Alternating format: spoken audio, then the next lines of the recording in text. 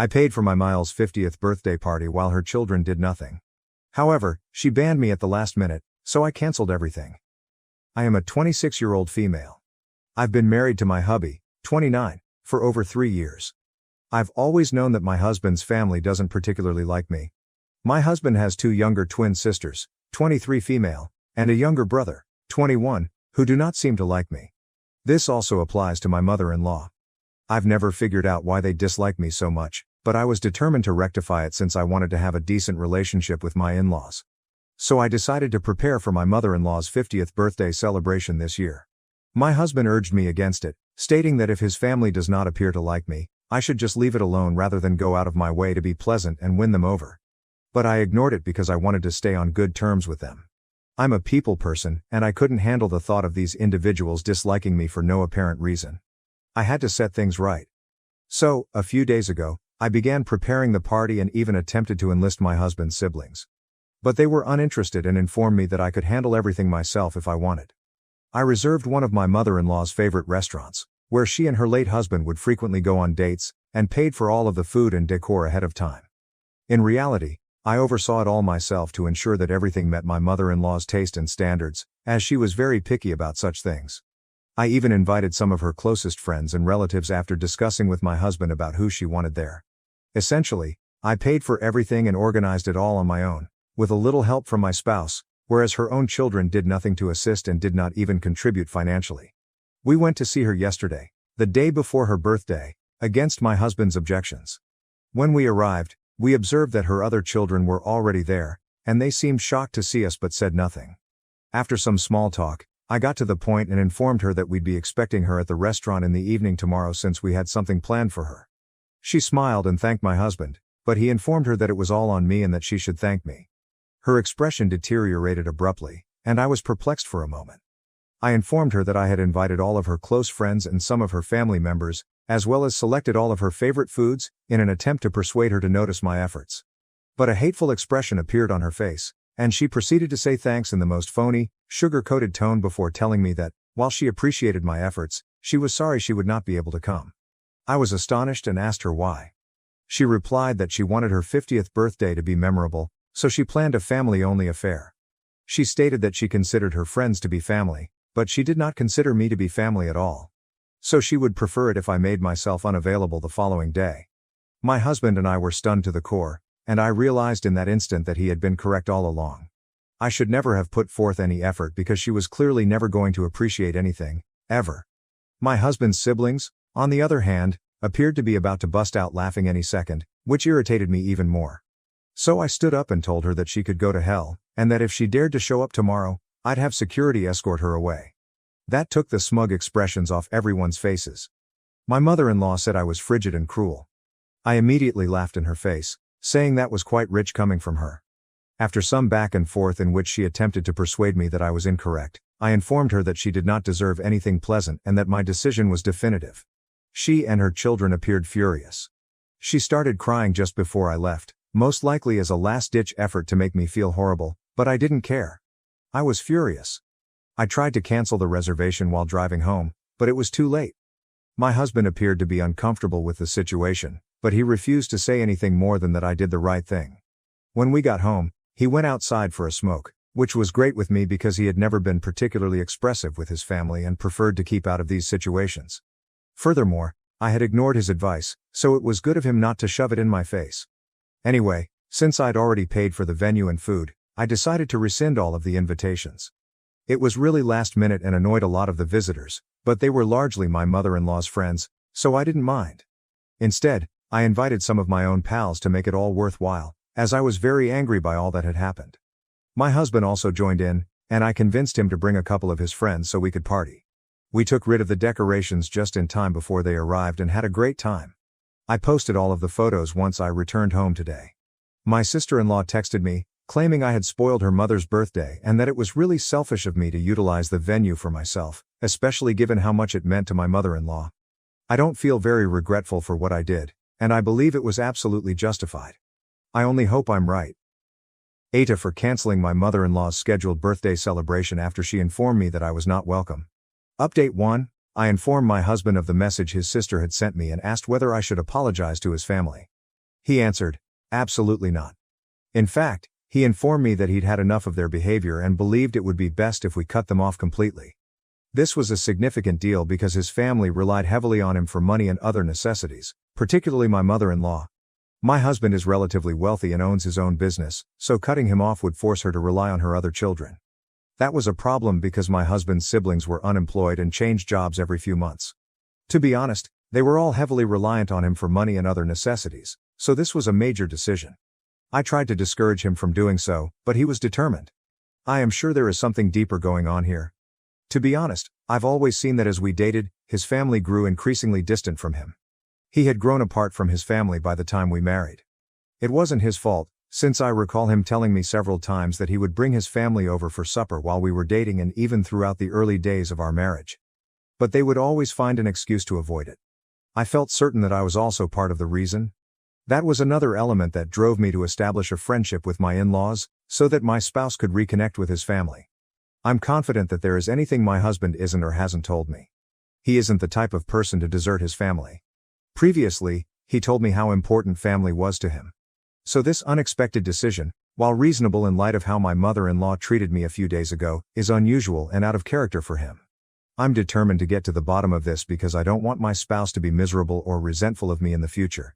I'm just hoping he feels comfortable enough to tell me why he took such dramatic measures now. Update 2. After much pestering, my spouse finally spoke up about why he is splitting off his family after all these years. I knew his father died when he was 21, and all of his siblings were in school at the time. His mother had never worked a day in her life, so it was up to him to get to work and be the provider for the family, as the money his father had left him would not be enough to cover everything. He worked hard all day and night. Finally, when he was around 23, he found some investors for his startup, and things began to improve for him. He moved from barely scraping by to flourishing, which was excellent for him. But it made his family extremely lazy and materialistic. They were increasingly reliant on him as he earned more money. But he didn't say anything or complain because he felt obligated to do so, as his father would have expected. They also mistreated his girlfriends, believing that having other people in his life would distract him and that his primary goal should be to care for his family. This is why, when we met and it became evident that I wasn't someone they could simply mistreat and drive away, because I was so desperate to remain with my husband, they were irritated by my very presence and attempted to poison my husband against me. But by then, he'd had enough. During our relationship, there was a lot of fighting and bickering behind my back. His family pushed him to break up with me, but he was determined to marry me.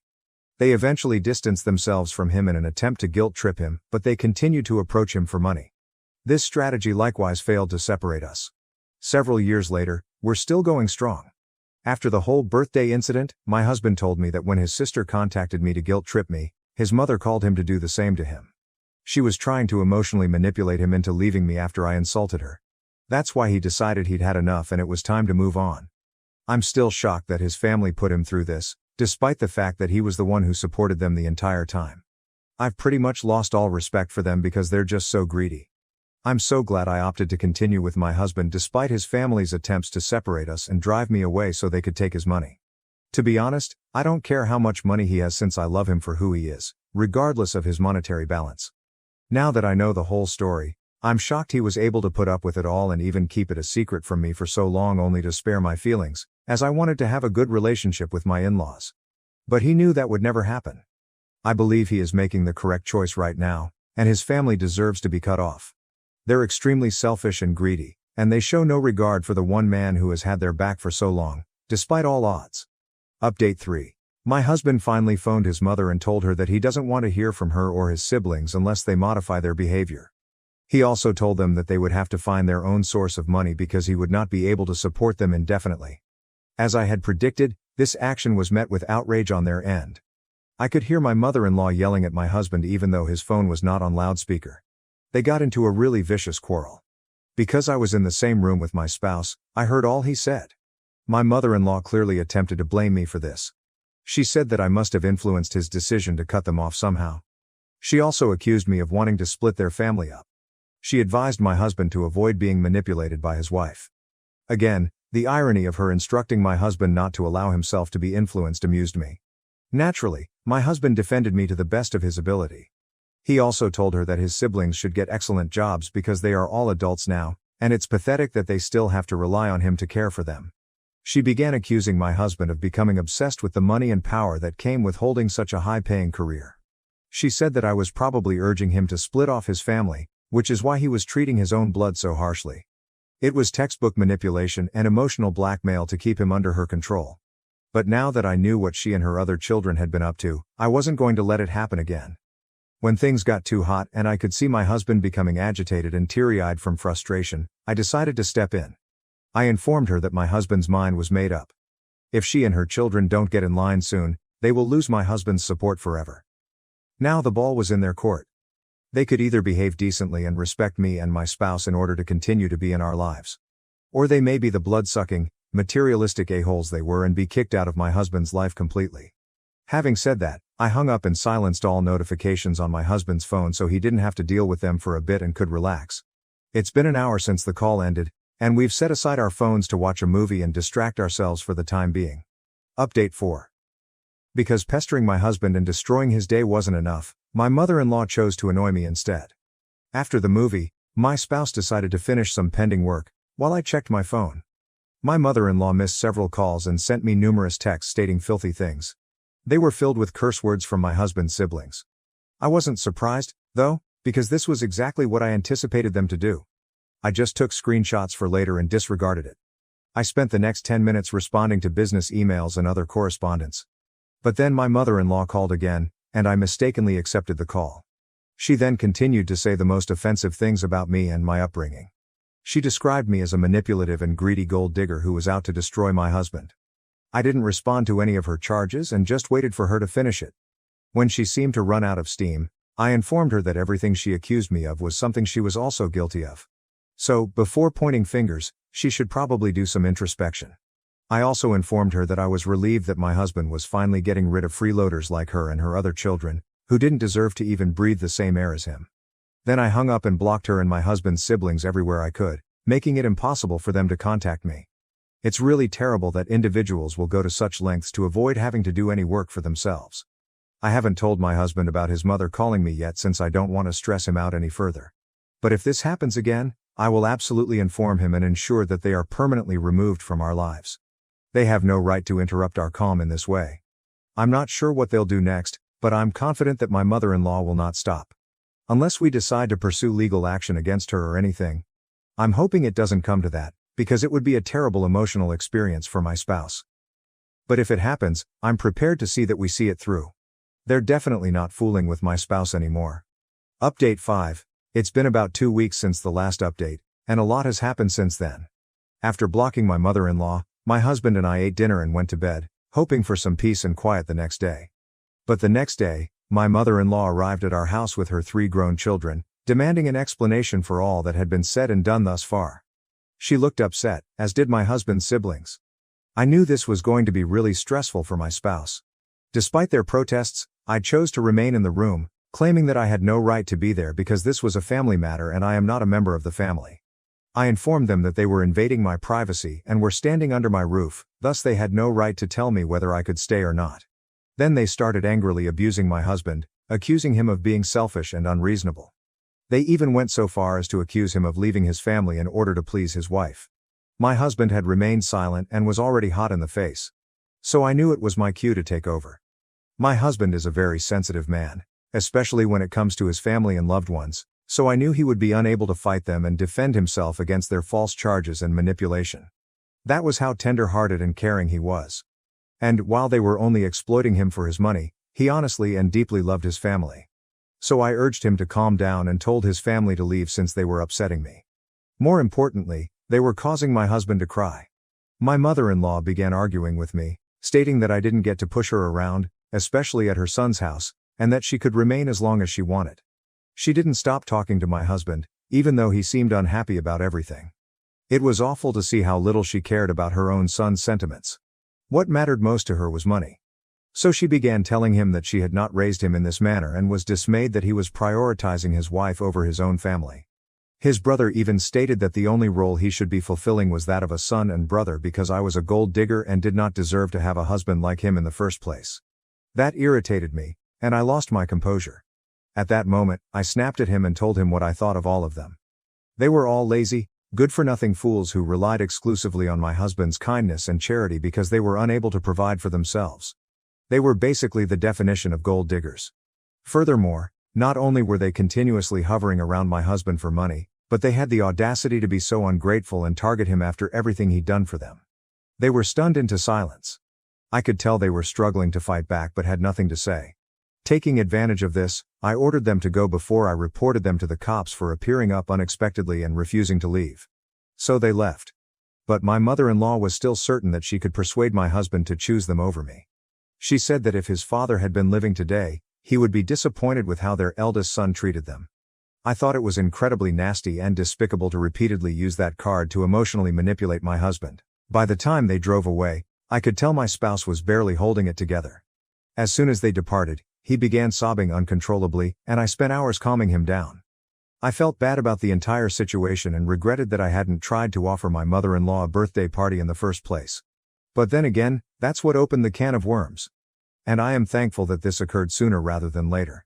Anyway, after his family departed, I banned them everywhere, including his phone and social media, and made sure they couldn't contact us online. After he'd calmed down, I told him it was time to start looking into lawyers. I was confident that this would not be the last we heard from his mother and siblings. He agreed because, as much as he hated to admit it, he knew his family was willing to go to any length to acquire money from him. So we started looking for family lawyers simply to be safe. And we were absolutely right to do so. Within days of the fight, my mother-in-law sent us a legal notice. She asked that he pay them a large sum of money as reparation for taking heaps of money from them after his father's death to establish his business. It appalled me that she and her children were prepared to lie about something so important and disparage my spouse. He'd never accepted a single dollar from his father's estate, instead using money he'd earned himself. He was entirely self-made, and stating such a thing was an affront to his character. I was enraged that they dared to spread such a lie. Because my husband's company is rather large, it sparked a lot of interest, which had an impact on his business as well. That was a stupid move on their behalf. However, after over 2 weeks, we were able to verify that they were lying and that none of their assertions were real. So now they're the ones who must pay us a large sum for attempting to discredit us and threaten my husband's job. Last I heard, my mother-in-law and her children had been shunned by the rest of the family due to their nasty little stunt. All 3 of those lazy bastards are trying to find work so that they can pay the bills that my husband has been handling thus far. I'm pleased this is happening to them because they utterly and completely deserve it. We can now move on from this episode and forget about them completely. My spouse and I are very happy now, and I aim to keep it that way forever. Thank you for watching. If you haven't subscribed yet, please do so and hit the notification bell to stay updated with more shocking real-life stories happening around you.